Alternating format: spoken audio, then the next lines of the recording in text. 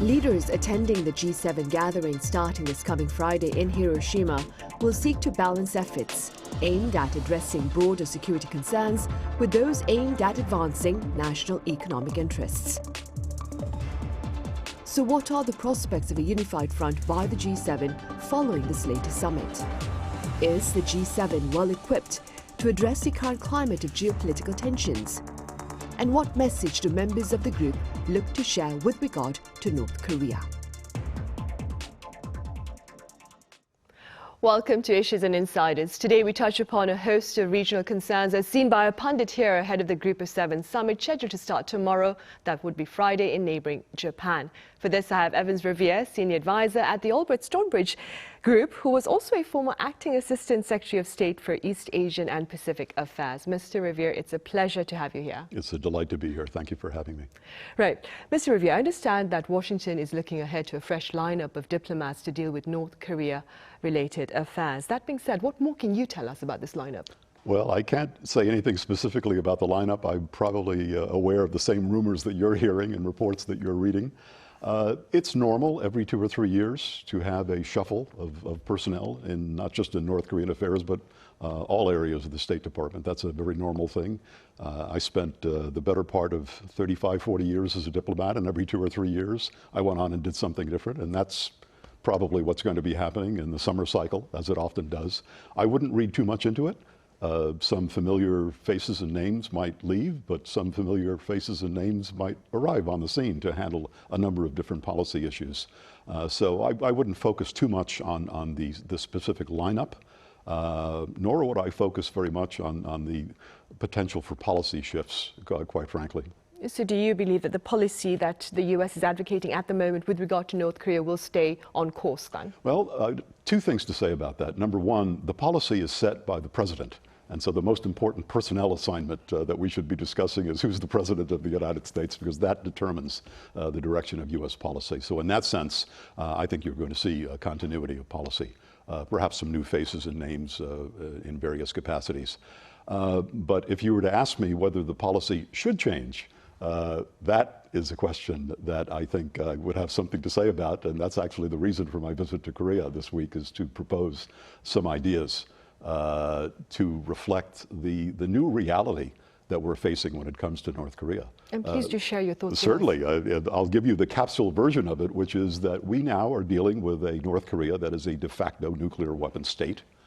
The likelihood that North Korea would ever, under almost any circumstances that I can imagine, give up its nuclear weapons is either zero or close to zero. That's the reality. So we're talking about a situation in which we will be dealing with a nuclear-armed North Korea for a long time to come. So what changes, what adaptation should be made to the North Korea policy of the United States, and for that matter, Korea, Japan, and other countries, to deal with this? So that's the essence of some of the proposals I've been making this week, and perhaps the most important proposal is we should never, under any circumstances, recognize or accept North Korea as a nuclear weapon state.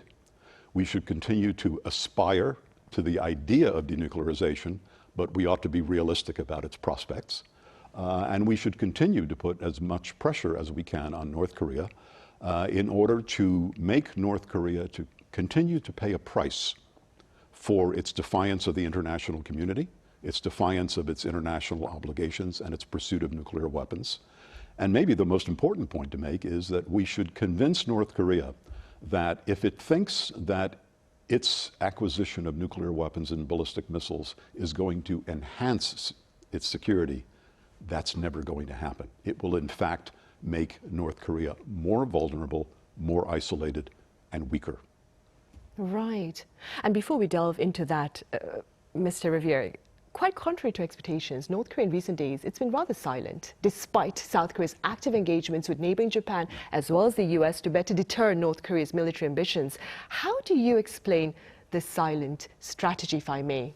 Part of the silence is precisely what you just mentioned, the fact that there has been such intense diplomacy going on between Japan and the Republic of Korea, between the United States, Japan, and the Republic of Korea. You've had bilateral consultations, trilateral consultations. You've had discussions of new measures that we can take trilaterally.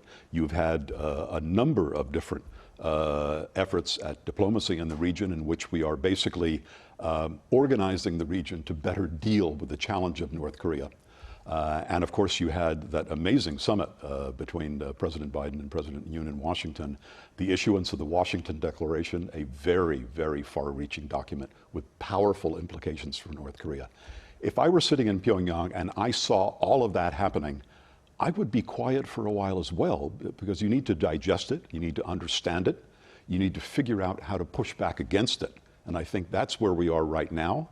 But I also don't think that that's where we'll be in the coming days and weeks. At some point, North Korea will have to respond a bit more loudly to all of this, perhaps in the form of a satellite launch, perhaps in the form of a nuclear test. It's hard to know.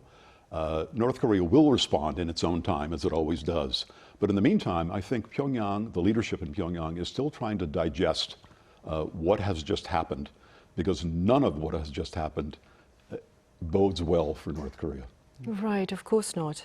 Mr. Revere, do you foresee displays of defiance perhaps after the trilateral talks between South Korea, the US and Japan on Sunday? I understand it's a difficult question, you're not a fortune teller, but given the events thus far, do you see a display of defiance in the near future? Well, we've seen some rhetoric coming out of Pyongyang indicating their anger, their ire at what's going on, particularly in Korea-Japan relations, but also the trilateral discussions that are going on right now. They did not react very well to the Washington Declaration. So at some point, as I suggested earlier, some sort of a statement, a physical statement beyond rhetoric is quite possible.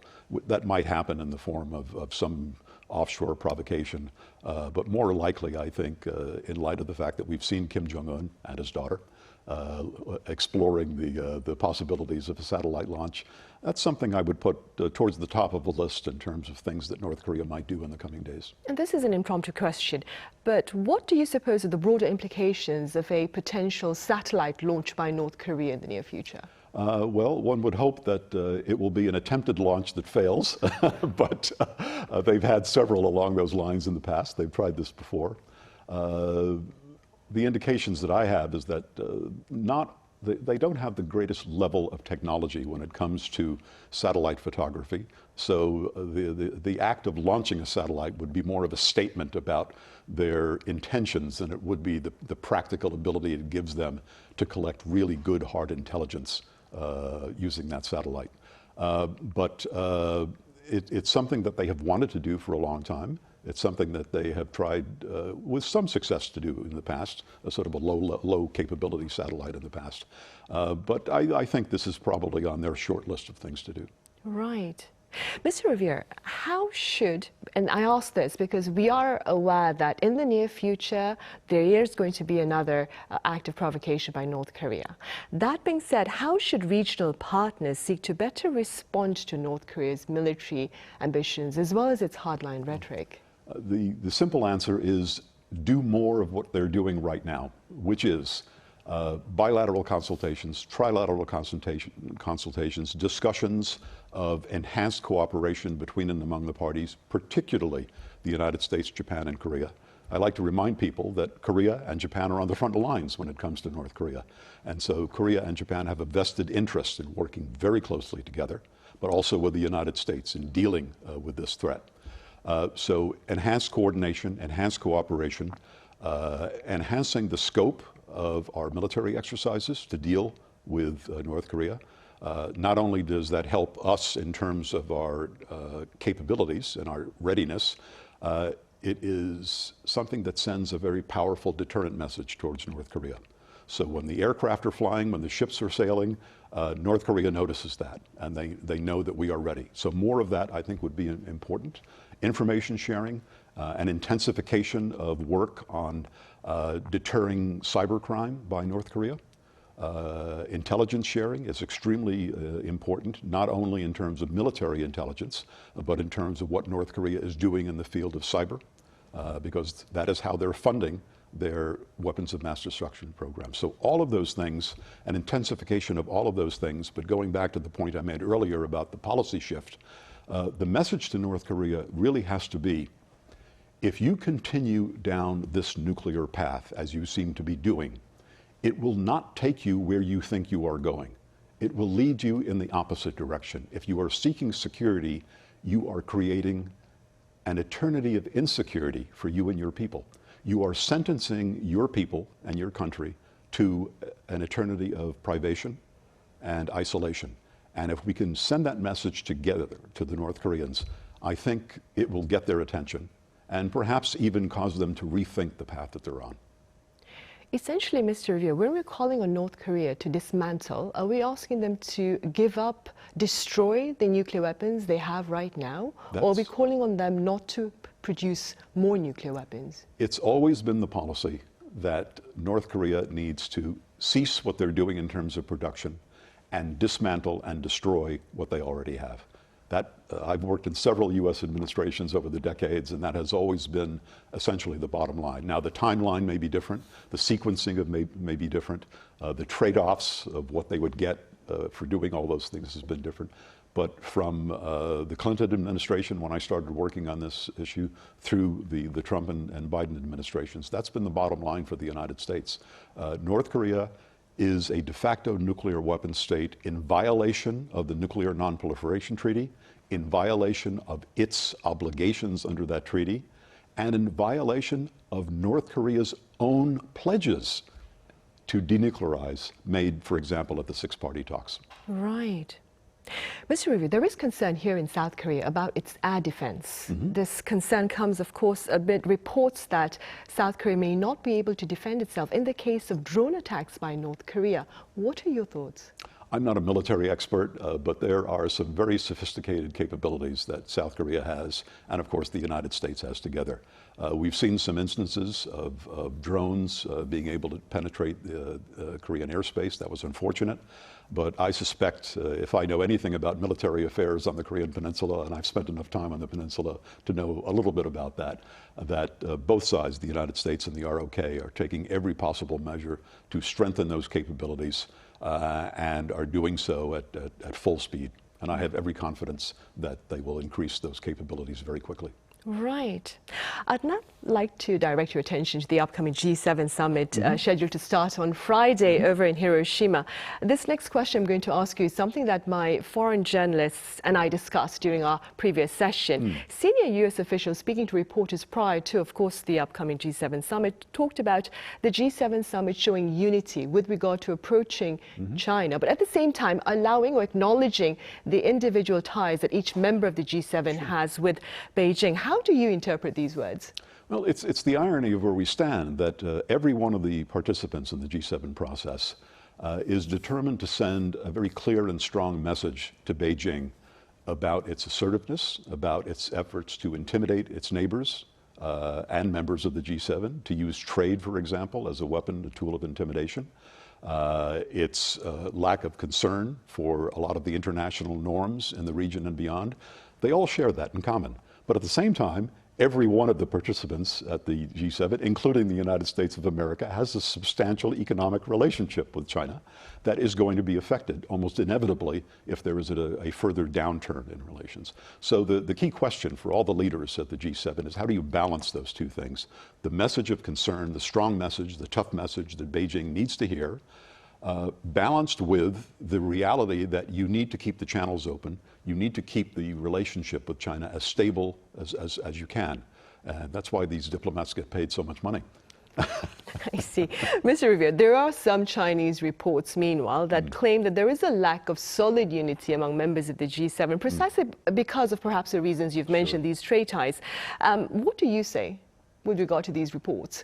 I would expect the Chinese to put reports out along those lines, to try to emphasize differences when the reality is that what we should be looking at very carefully is the extent to which the interests of all those parties overlap, which they do. I think you're going to see a lot of unity come out of the G7 summit. I think there'll be a very clear message to China about our shared concerns, about what China is doing and what China might do in the region and beyond, including in Europe. And I think you'll hear that message.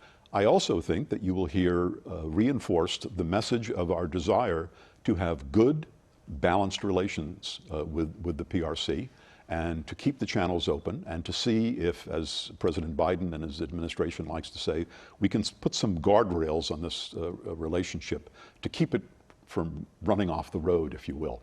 So I think you'll see that kind of a balance in the statement. But the message to Beijing will be unmistakable, that we are concerned about the direction that you're going in, and you need to hear our concerns. Right. This is also another impromptu question, but speaking within your capacity now as a scholar, as an advisor, is the G7, do you suppose, well equipped to deal with the current climate of geopolitical tensions? In what respect? I guess, generally speaking, you're talking about some of the largest economies in the world. You're talking about some and their trade ties with China, as you mentioned. Yes, yes. So you're talking about some of the most powerful economies, most sophisticated technologies, countries that have the most sophisticated technologies, which can be turned off if necessary, if relations go really badly. You're also talking about some of the most impressive diplomats in the world representing those G7 countries. So the tools are all there. The leadership is there. The capacity is there to really make a difference and to send a message that what we are saying as members of the G7 is not just rhetoric. We have the ability to back up what we're saying with actions. And you, Beijing, need to know that. Right. Earlier on, Mr. Revere, you spoke about the importance of keeping communication channels open. Now, top US and Chinese officials held, I believe, 8 hours of talks over 2 days in Vienna last week. Now, Washington has asserted that the talks were, quote, and I say, candid and constructive. Essentially speaking, what purpose do such closed-door interactions serve? A lot. Very important, I think. I think there's a growing realization, certainly in Washington, and I believe so in Beijing as well, that the relationship between the two countries has gotten to a point where action needs to be taken to keep it from getting worse. There's a lot of potential for this relationship to go off the rails, and I don't think thoughtful people on either side want that to happen. There have been several other false starts in efforts to get talks started between the United States and Washington. This round of talks actually happened. It was a good thing that they met for so long. It was very intense. I know several of the actors, including former Foreign Minister Wang Yi, quite well. I can imagine how intense those talks were. The Chinese foreign minister also accepted the visit and had a long talk with our new ambassador in Beijing as well. So I think the two sides are now actively engaged in exploring the mechanism to establish those guardrails in the relationship. And beyond that, and this doesn't get much attention, but I'd like to remind people that we've got the APEC summit coming up in the United States later this year, and Xi Jinping would normally be a key participant in that conversation. Does Xi Jinping want to go to the United States under a cloud with the United States PRC relationship going further downward? I don't think he does. And so I think there's a realization in Beijing that let's start moving now to try to manage this relationship a bit better, enhance the amount of communication and transparency, and see what we can do to bring it back, certainly not to where it was before, but to a better place. Right. Mr. Revere, the China Central Asia Summit, it's taking place as we speak in neighboring China, of course. What are the broader implications of this particular grouping? I'm talking about the China Central Asia Summit, of course. I think our Chinese friends are observing the fact that Russia is otherwise engaged right now, and so it's not paying enough attention to its backyard in Central Asia.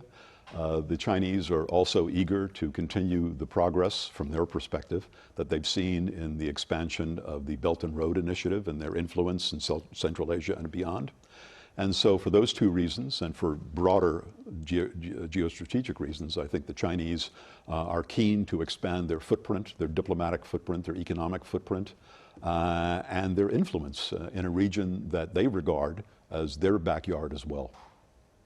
Canadian Prime Minister Justin Trudeau has floated the idea of a new Quad framework that would include perhaps, of course, Canada, South Korea, the US, as well as neighboring Japan. What, in your view, are the prospects of such a new arrangement?